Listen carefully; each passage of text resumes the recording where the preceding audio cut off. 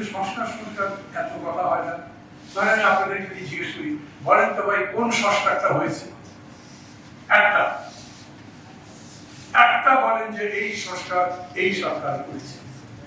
সরকার কিন্তু বলতে পারে না আমাদের আলোচনা তো শেষই হয়নি, জাতীয় ঐক্যমত্য গড়েই ওঠেনি, এটা যা যা করবো তারপরে আমরা করব। তার মানে 1 বছর কোনো কাজই করেন নাই।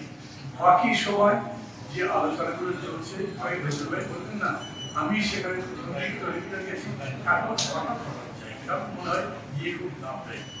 বেশ কিছু ব্যাপারে এইরকম পার্থক্য তৈরি হয়েছে যে আমি জানি না এগুলো নিষ্পত্তি কিরকম করে হবে। এখন ক্লিয়ার হবে কি হবে না?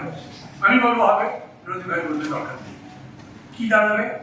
দরকার নেই তো থাকবে, কারণ ঐক্যমত্য না হলে প্রফেসর ইউনুস বলেছেন কোনো কিছু আমি চাপিয়ে দেব না। সো এনিওয়ান যদি বলে no I don't support this, পার্লামেন্টে কাজ করতে হবে।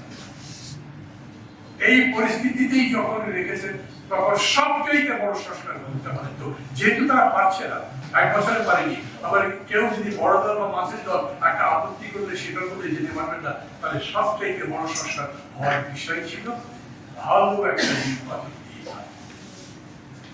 ভালো নির্বাচন করতে পারো একটা বড় সংস্কার। 3টা দেশে নির্বাচনের নামে যা হয়েছে মানুষের